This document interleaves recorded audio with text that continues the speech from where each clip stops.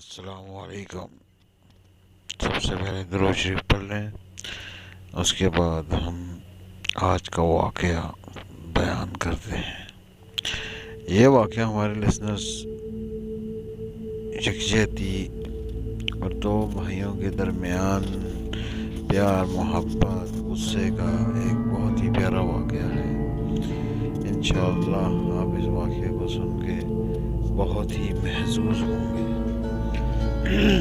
دو سگے بھائیوں کے بارے بڑے بڑے زرعی فارم کے ساتھ واقع تھے۔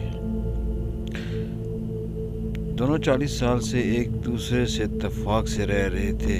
اگر کسی کو اپنے کھیت کے لیے کسی مشینری یا کسی کام کی زیادتی کی وجہ سے زرعی مزدوروں کی ضرورت پڑتی تو وہ بغیر پوچھے بلا جھجک ایک دوسرے کے وسائل استعمال کر لیتے تھے۔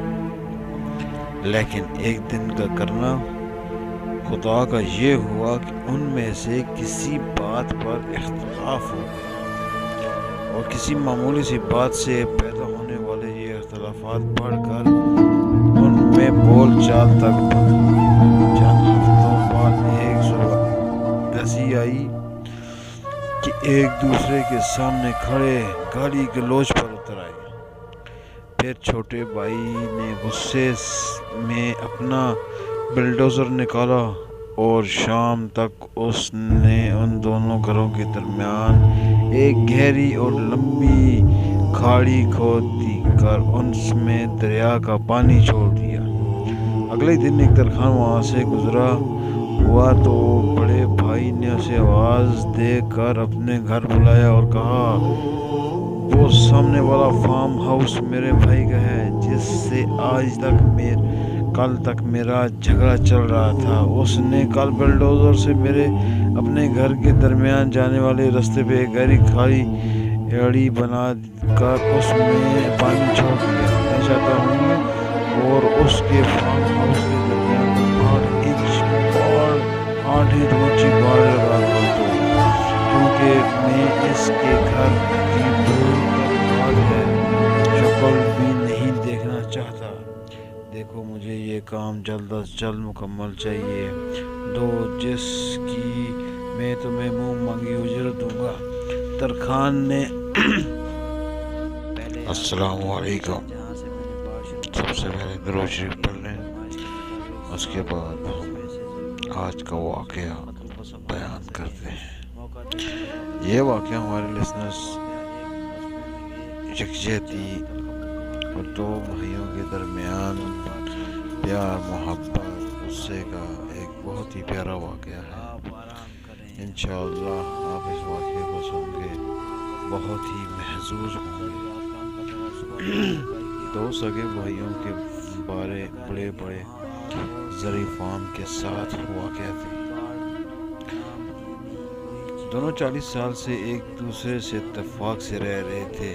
اگر کسی کو اپنے کھیت کے لیے کسی مشینری یا کسی کام کی زیادتی کی وجہ سے زرعی مزدوروں کی ضرورت پڑتی تو وہ بغیر پوچھے بلا جھجک ایک دوسرے کے وسائل استعمال کر لیتے تھے۔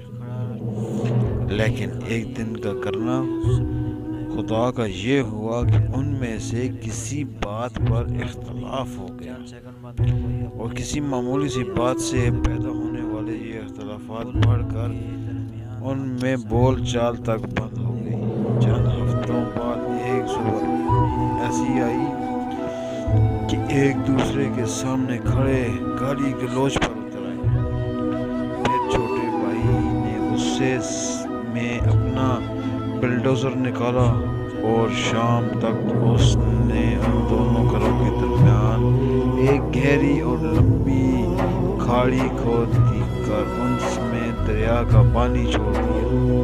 اگلے دن ایک ترکھان وہاں سے گزرا ہوا تو بڑے بھائی نے اسے آواز دے کر اپنے گھر بلایا اور کہا، وہ سامنے والا فارم ہاؤس میرے بھائی کا ہے جس سے آج تک کل تک میرا جھگڑا چل رہا تھا۔ اس نے کل بلڈوزر سے میرے اپنے گھر کے درمیان جانے والے راستے پہ ایک گہری کھائی ایڑی بنا کر اس میں پانی چھوڑ دیا۔ میں چاہتا ہوں اور اس کے فارم ہاؤس کے